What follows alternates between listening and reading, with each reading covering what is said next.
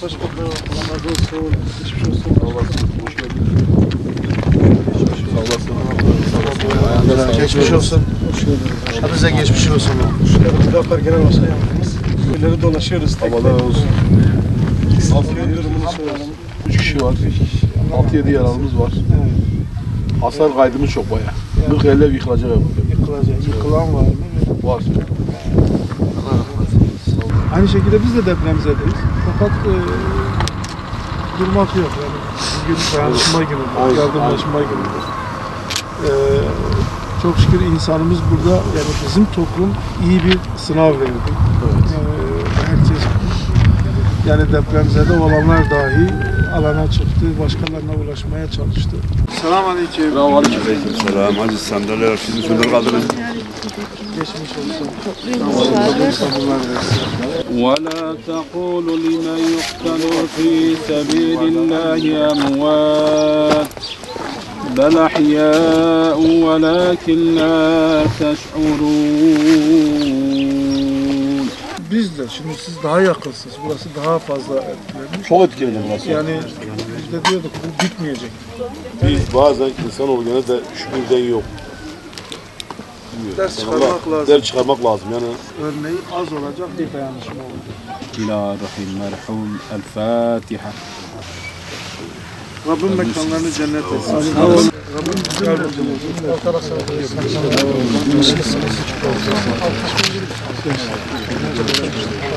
Falan var mı?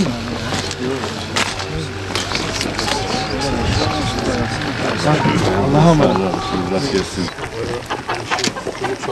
Deve bunun aşağısında.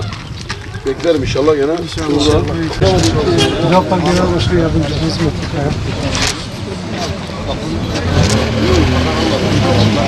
Milletten hoş geldin kardeş. Geçmiş olsun. İnşallah bir şey yok. Sen alta mı kalmışsın yoksa? Kardeş geçmiş olsun. O da çok şükür ayaktasın. Bir kolun çıkmış başka. Çok bir şey var mı? Çalışmıyor ya. Hadi selam. Geçmiş olsun. Geçmiş olsun. Geçmiş olsun diyorum. Fazla yazmış. Abone olun 87 benim. Yani yıkılmış ama. Evet yıkılmış ve görürsün.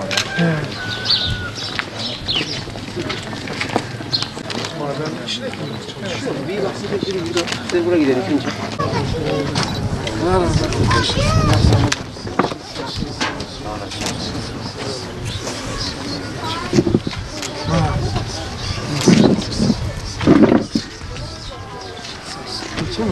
ولا تقولوا لمن يقتل في سبيل الله أموات بل أحياء ولكن لا تشعرون.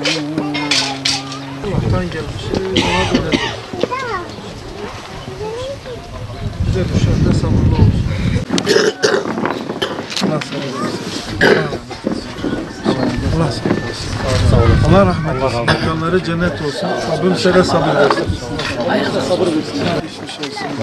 Geçmiş olsun. Sağ olasınız. Allah Rabbim sabır versin. Rabbim böyle bir felaket bir daha yaşatmasın.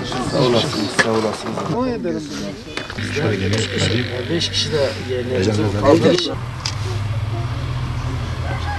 Allah rahmet etsin. İnşallah mekanları cennet olur. Size sabredeceksiniz, dua edeceksiniz. Başka bir şey yok. Yok. Nasıl? Helal olsun. Gidelim gidelim. Bu böyle bir felakettir. Ne kadar güçlü olursa o kadar çabuk atlatır.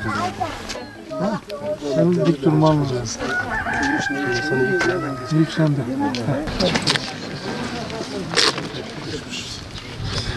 Geçmiş. Yaralı. 5-6 tane. Yok şükür. Yani çıktı. Hep beraber olmak üzere. Ne kadar geliyor? Hep bizde işte.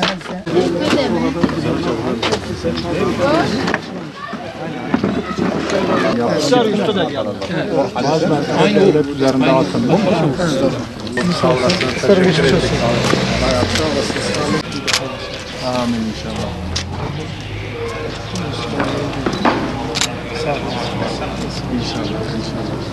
Süleyman abi görüşürüz.